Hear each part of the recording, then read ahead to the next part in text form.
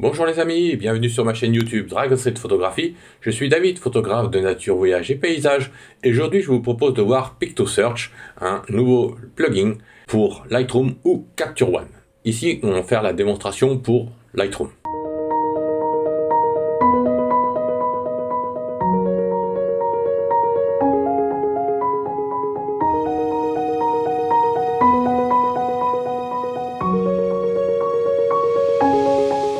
Avant de commencer, je vous invite à visiter mon blog des logiciels photos sur lequel vous allez trouver ma nouvelle formation sur DxO Photolab Elite 7.6 ainsi que Viewpoint 4 et Filmpack 7. Tout confondu dans cette même formation sur dragonstreetphotography.net ainsi que les derniers articles concernant les logiciels photos. Vous pouvez visiter mon blog Nature, Voyage et Paysage sur dragonstreetphotography.eu et mes galeries en ligne sur dragonstreetphotography.com. Sans plus attendre, passons sur PictoSearch.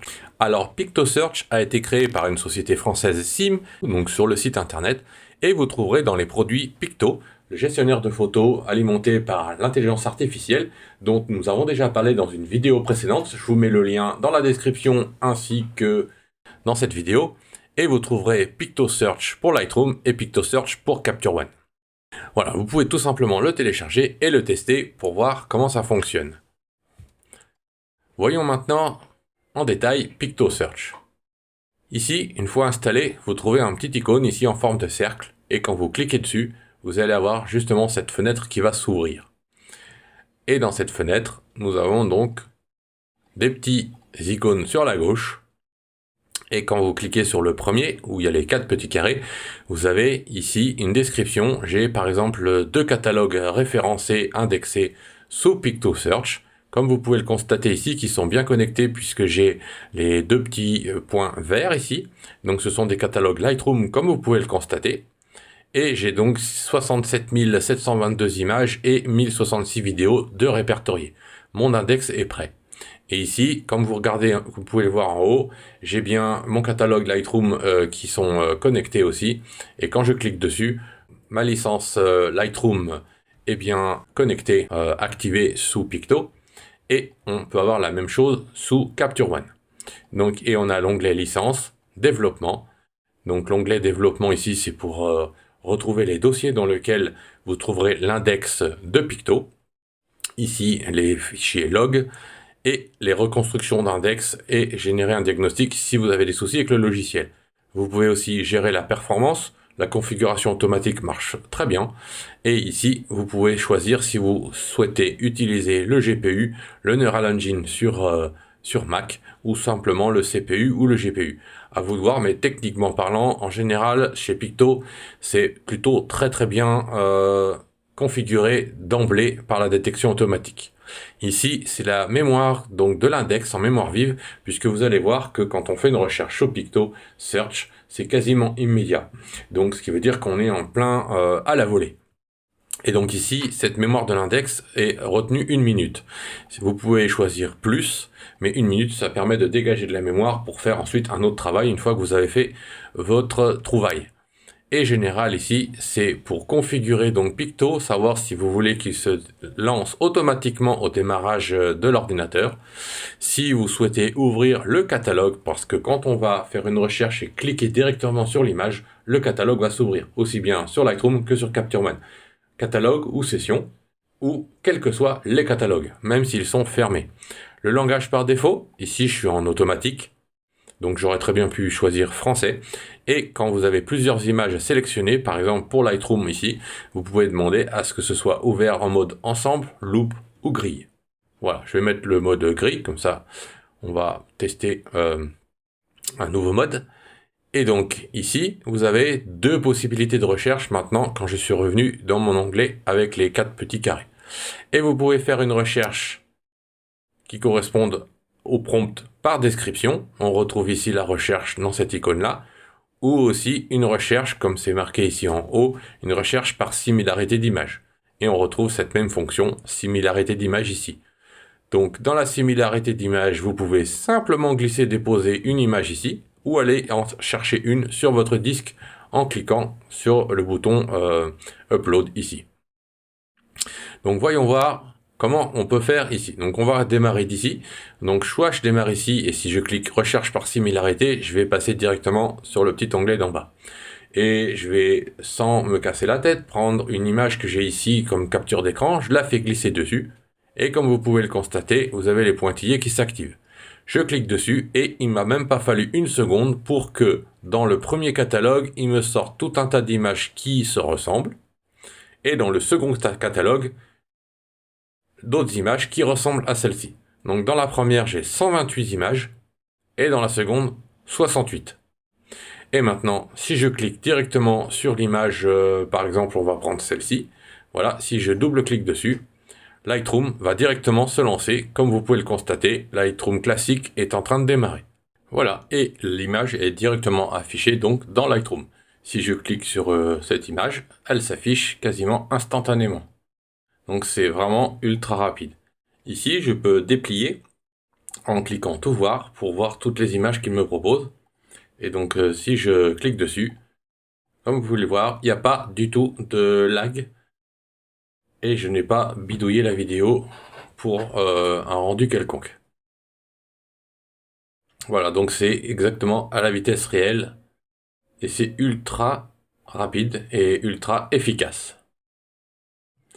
Alors dans les options, vous avez ici en bas un petit curseur qui permet d'agrandir ou de réduire les vignettes affichées donc dans Picto. Et vous pouvez ici afficher donc les vignettes en taille au format réel ou simplement en carré comme ceci. Voilà, donc là vous voyez les photos en paysage ou en portrait directement. Et si par exemple dans les toutes premières images j'avais cliqué sur celle-ci au départ, voilà, celle-ci, si je souhaite la sélectionner pour la mettre à part, donc après tout à l'heure on avait choisi grille, donc si je choisis plusieurs images, voilà, les images s'affichent dans le mode grille. Voilà, si je prends une seule image, hop, en utilisant la touche maj ou commande, j'ai fait ça. Donc ici, si je choisis une seule image comme elle s'affiche ici, elle s'affiche directement en mode zoom. Et ça, c'était tout à l'heure dans la configuration que nous avions choisi ici, affichage en mode grille ou mode ensemble. Si je prends le mode ensemble, je ressors de la configuration et je vais dans mes recherches. Et si je clique 3 images comme ceci, voilà, je suis dans le mode ensemble de Lightroom. Je vais revenir à mon image. Et ici, par exemple, si j'ai cette sélection de 3 images que je veux mettre dans une collection, je vais mettre collection tuto, comme ceci. Voilà. Et si je descends donc dans ma section collection de Lightroom, j'ai collection tuto avec la sélection de mes 3 images. Et le tour est joué. Voilà, donc c'est ultra rapide. Ça va rendre un petit peu obsolète la recherche dans Lightroom classique, la recherche habituelle. C'est carrément plus rapide de fonctionner comme ceci. Et si jamais je clique ici sur une autre image, en cliquant par exemple sur celle-ci qui est en noir et blanc, si je clique dessus, le Lightroom va me demander de relancer sur l'autre catalogue pour directement l'afficher exactement comme je viens de faire là. Donc je vais pas le faire ici pour pas rallonger le temps de la vidéo inutilement. Et donc ici, je peux aussi utiliser les filtrations par étoile, comme ceci. Et donc là, j'ai plus qu'une sélection de 2 étoiles, ce qui me permet de rajouter par rapport à la similarité, utiliser les métadonnées et donc utiliser les drapeaux qu'on a en commun avec Lightroom. Donc ici, on a le choix des étoiles, le choix des drapeaux blancs et noirs, donc les images qu'on a l'habitude de rejeter. Ici, si on recherche sous forme d'image seule ou une forme de vidéo. Ici, là, j'ai pas de vidéo sélectionnée qui corresponde à cette image. Parce que Picto Search permet aussi de trouver les vidéos. Et quand vous allez passer la souris sur la vidéo, vous allez pouvoir tomber directement donc sur l'image dans la vidéo qui correspond à celle que vous recherchez. Donc c'est assez fabuleux.